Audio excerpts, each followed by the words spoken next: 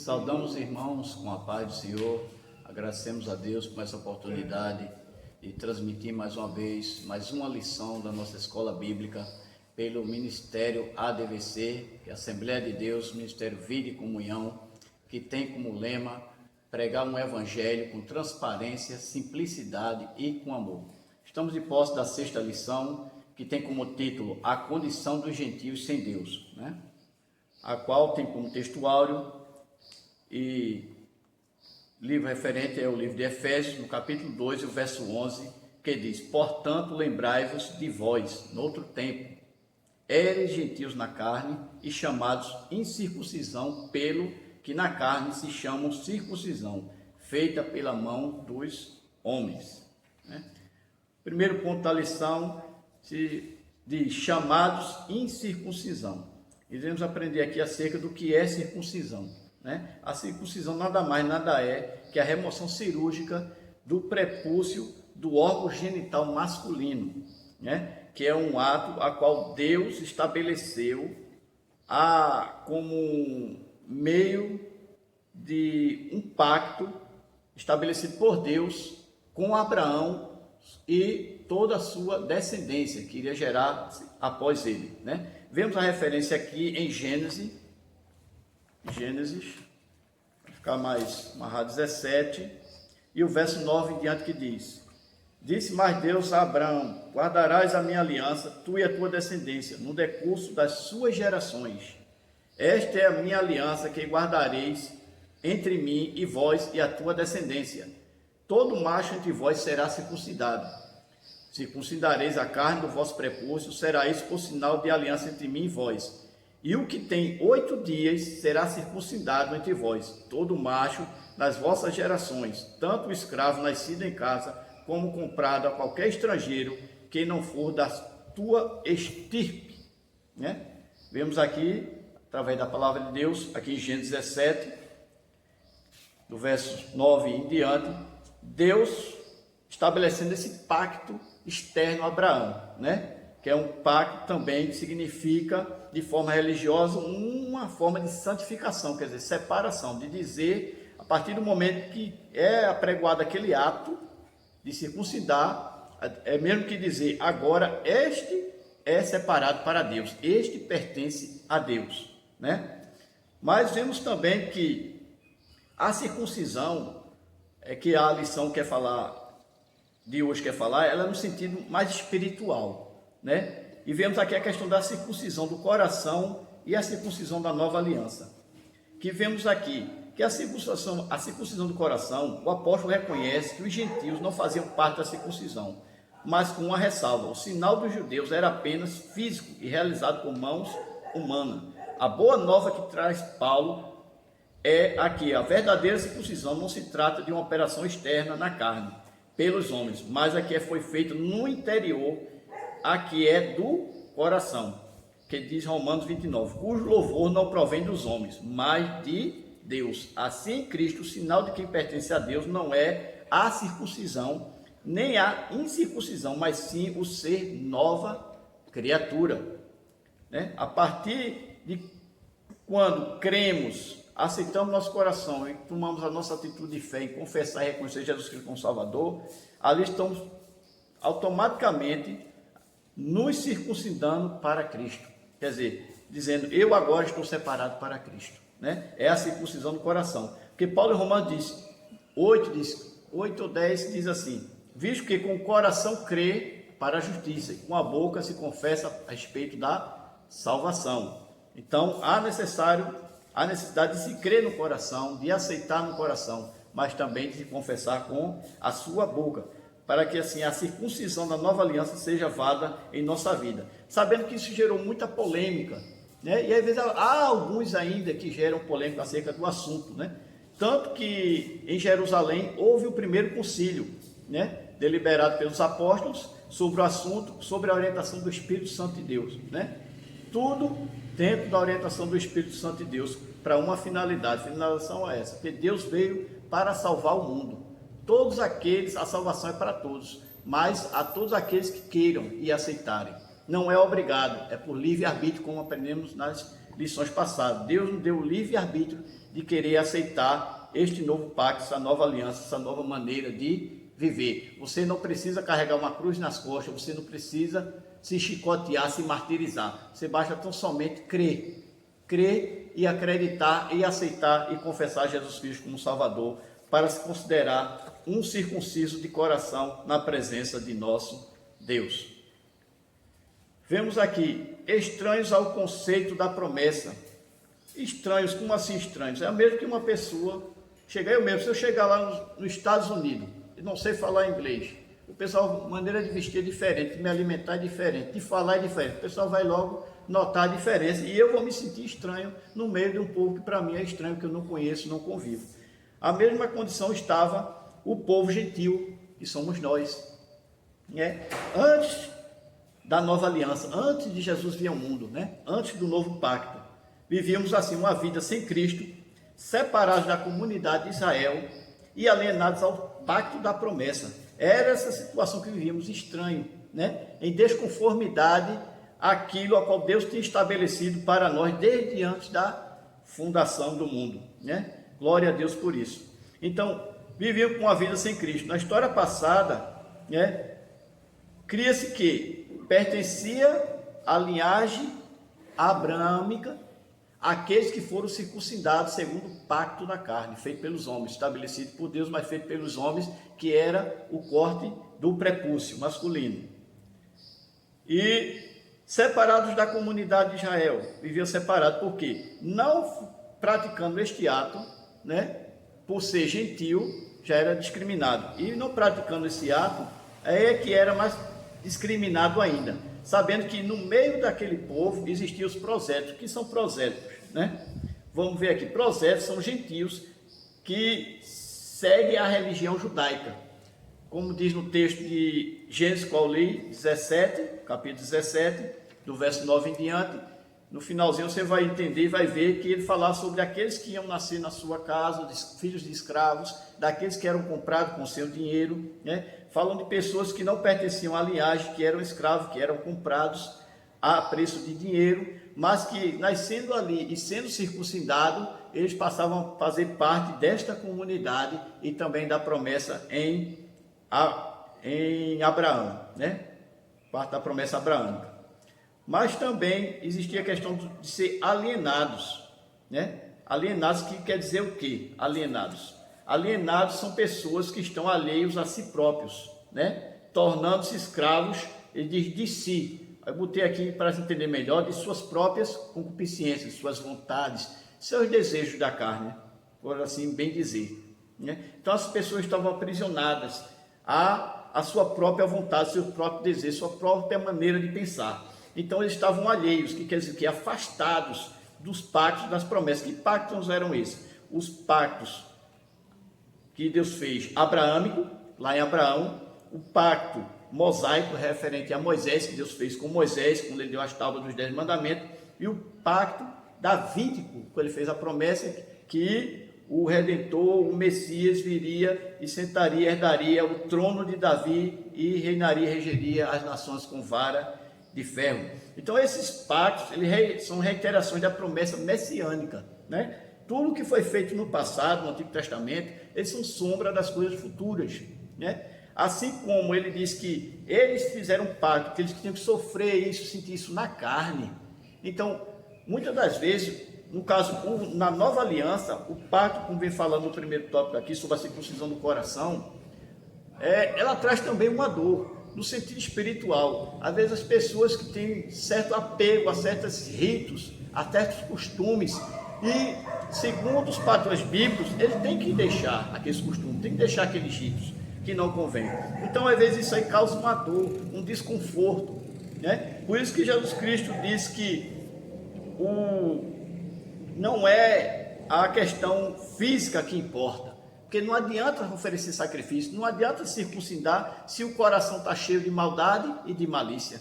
Até Jesus Cristo fala no Evangelho segundo escreveu Mateus, em um dos seus textos, fala acerca do adultério, que foram indagar Jesus Cristo que se aquele que comete adultério, segundo a lei de Moisés, tem que ser apedrejado. E o que Jesus diria acerca disso, né?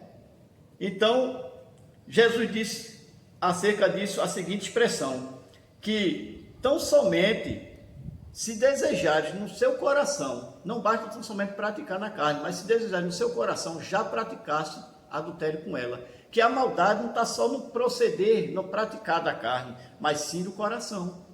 Então não adianta você ter uma piedade externa se dentro do seu coração, se aquela piedade não está no seu coração. Então, aquilo que está no meu coração, eu tenho que externar, senão seria uma atitude hipócrita e fingida diante de Deus. E Deus, ao contrário do homem, é aquele que conhece o coração. Eu conheço aquilo que eu vejo a pessoa fazendo uma ação boa, eu digo que aquela pessoa é boa. E se eu vejo ela praticando uma ação má, eu digo que ela é má. Mas Deus já vê diferente. Deus vê o coração. Porque os judeus desprezavam os gentios porque consideravam eles pessoas más. Mas Deus via que no coração dos gentios, apesar de ser instituído da nação hebreia, dos judeus, da nação de Judá, eles tinham bondade no seu coração, ele tinha algo de Deus no seu coração, porque assim como os judeus, os gentios também eram compostos de corpo, alma e espírito, por ser descendente também de Abraão, assim como todos nós. E dentro de si, do seu corpo, havia um espírito. E o que é o espírito? O espírito diferente da alma, a alma é o intelecto, a vontade, dor, fome, frio, raiva, ódio, amor. O espírito é o que liga o homem a Deus. Então, todo homem, ser humano, depende de conhecer a Deus ou não, ele tem aquela ligação com o ser supremo, a um criador, a algum ser a qual ele deve reverência e respeito. Mas só que devido à falta de conhecimento, né, que a geração depois de Noé, ela foi corrompida. Nós vemos ali que quando foi depois de Noé, houve um povo, uma só língua foi crescendo, e ali houve uma confusão devido à construção da Torre de Babel, e Deus confundiu as suas línguas e separou em vários povos, porque eles queriam crescer e chegar acima dos céus, e nós vemos a forma corrompida deles, distorcida de querer fazer as coisas contrárias à vontade de Deus, e Deus dispersou. E dali foi feita várias nações, e dali o povo, querendo ou não, tinha um pouco daquilo que Noé ensinou a seus filhos, os filhos ensinou os filhos, seus filhos, assim foi passado. Mas com o passar do tempo, o povo foi crescendo e aquilo foi sendo distorcido por falta de ensinamento. Por isso que a Bíblia diz, é o homem não examinar as Escrituras, né? Então isso foi o que ocasionou toda essa confusão, e o povo foi crescendo de forma desordenada, né? E tudo isso aconteceu. E pode ver que todas as nações, se a gente for ver, de Noé para cá, todas eram distorcidas à vontade de Deus, contrária à vontade de Deus. Nações pagãs que adoravam Deus, mas não Deus vivo.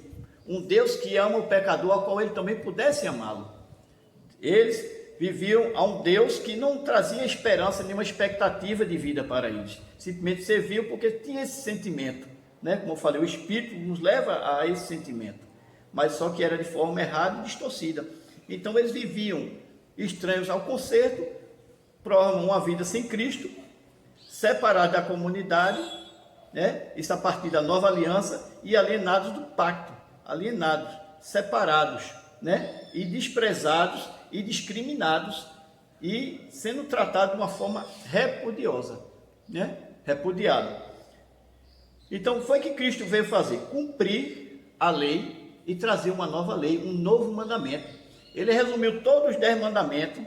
O pacto que ele fez na carne com Abraão, ele fez com a nova raça humana, a partir de Cristo ali, vamos dizer assim, com o povo que ia surgir a partir dali, e com aqueles do antepassado, uma nova aliança, o pacto, a circuncisão do coração.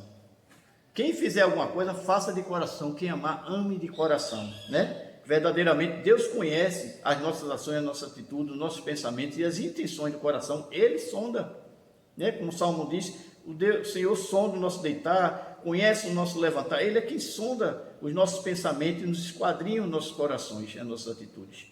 Então, ele pegou o pacto mosaico também, o mandamento, os 10 mandamentos, que nenhum homem conseguia cumprir, teria que cumprir rigorosamente os 10. Se ele deixasse cumprir um, ele transgrediu todos os 10.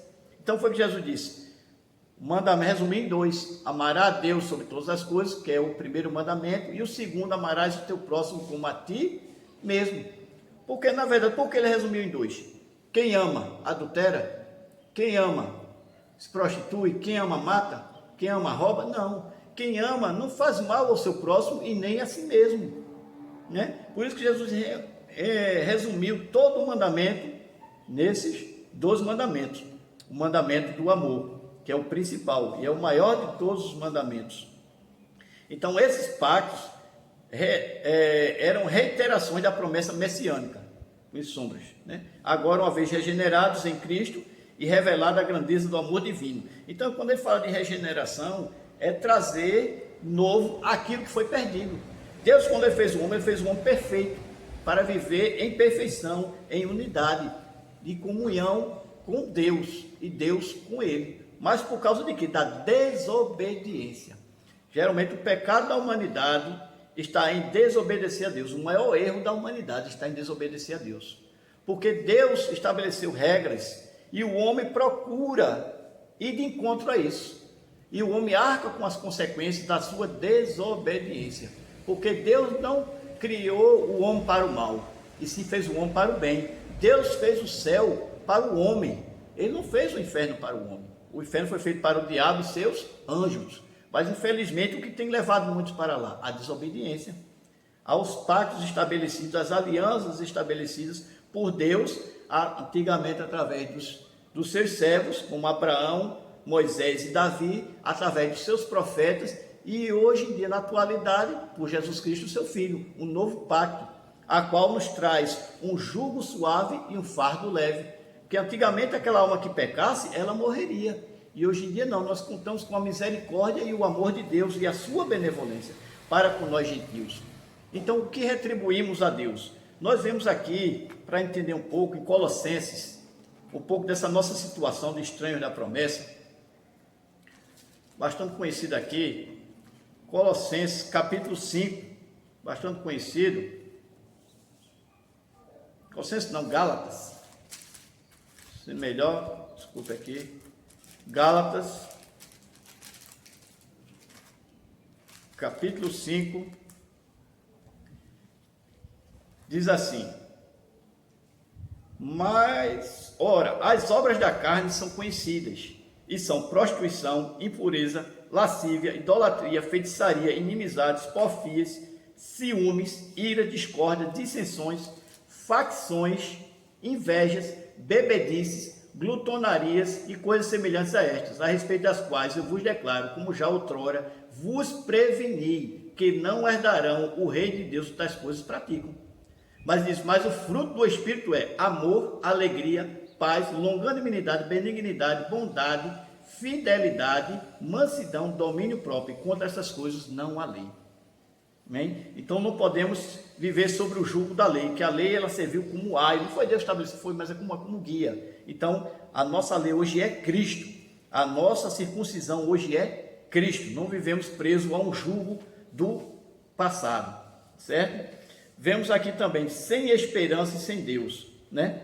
No ponto diz aqui, o que vem a ser esperança. A palavra esperança é uma palavra de conjunto assim, que esperar e confiança, que tem como entendimento que confiança é confiar, do verbo confiar, é confiança de que algo bom acontecerá, né? O significado da palavra esperança é confiança, que quer dizer confiança em algo de bom acontecerá, em que algo de bom acontecerá. Como, por exemplo, esperança de se curar. Então, isso é ter esperança em acreditar em algo, sabendo que a esperança é um substantivo abstrato, que ela não pode existir por ela mesma, ela depende de alguma coisa para existir, é um sentimento e só pode existir, não pode existir sem depender de outro. Então, essa esperança existe porque Cristo existe. Ele é a nossa esperança, né? Essa é a razão do nosso viver e de poder estarmos aqui hoje desfrutando dessa gloriosa paz, dessa salvação, do perdão de Deus, e esperamos o cumprimento desta palavra maravilhosa na nossa vida, a qual herdaremos o céu de glória. Amém? Vemos aqui uma coisa em Coríntios 13, que está extra aqui do texto da lição, mas eu vou citar bem os irmãos. Coríntios 13 diz assim: agora, pois, permanece a fé, a esperança e o amor, estes três, porém o maior destes é o amor. Vemos a fé é a certeza das coisas que se espera, a convicção das coisas que não se veem, e a esperança, como foi dito aqui, é uma confiança em algo que bom acontecerá, né? Mas sabendo que como temos confiança em alguma coisa, isso nos leva a crer que estamos tendo fé. E se temos fé, temos esperança. Então são duas palavras que são correlatas entre si, mesmo sendo palavras distintas e diferentes. Mas diz que o amor, ela se distingue de todas as demais coisas. O amor, ela é maior de todas as coisas. Se você ler Coríntios 13, ela nos traz um entendimento, uma maturidade acerca do que Deus quer para a nossa vida. Ele quer que nós amemos. Que se eu amo verdadeiramente a Deus, eu cumpro a vontade dele quando ele diz: amarás o próximo a ti mesmo. Então eu vou fazer bem ao meu próximo. Eu não vou roubar o meu próximo, eu não vou agredir, machucar o meu próximo, eu não vou roubar o meu próximo, né? Eu vou obedecer às leis, como na Santa e Sagrada Escritura, o apóstolo Paulo nos exorta a obedecer às autoridades, todas elas são constituídas por Deus, as lideranças da igreja. Então o amor faz com que nos constrange a fazer o que é bom, o que é da vontade e do agrado de Deus.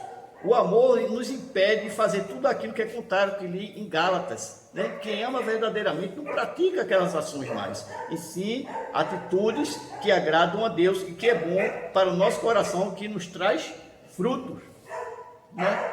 Fala aqui também que era um desprovido o quê? Que não tem ou que foi privado de algo. Nós tínhamos sido privados, fomos privados no passado, no Antigo Testamento, mas hoje nós temos Cristo, o Filho de Deus. Né? Cristo verdadeiramente foi enviado por Deus com o cumprimento da promessa que ele prometeu aos passados, a Abraão, a Moisés e a Davi. Eles fizeram a sua promessa e eles reiteram suas promessas através de seus profetas, como também em especial Isaías, que é conhecido como profeta messiânico, ao qual o profeta Isaías falou mais acerca da vinda e do propósito do Messias aqui na terra. Então vivíamos desprovidos dessa esperança, mas agora não. Essa esperança nasceu, essa esperança ela frutificou, ela cresceu, se tornou árvore frondosa no mundo, e ela se sacrificou por nós, morreu por nós, mas se encontra viva e nos dando a verdadeira esperança. E essa esperança, ele nos dá essa certeza através do selo, do penhor, que é o Espírito Santo, a qual aprendemos em lições passadas, que o Espírito Santo foi dado como penhor, como selo, como garantia, que essa esperança deva permanecer firme em Deus, né? Vivíamos também no mundo sem Deus, mas agora nós temos Deus no nosso coração através do sacrifício de Cristo e da pessoa bendita do Espírito Santo de Deus na nossa vida.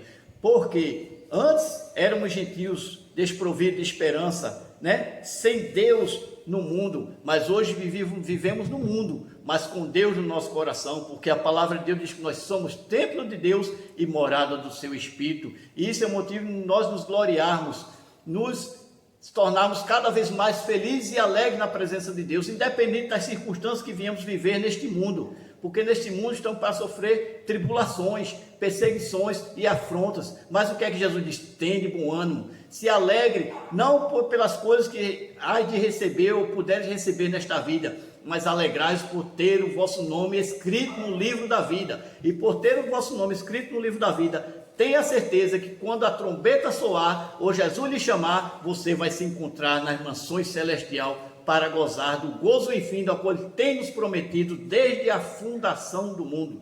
Amém? Que Deus continue abençoando a cada um dos irmãos, em nome de Jesus.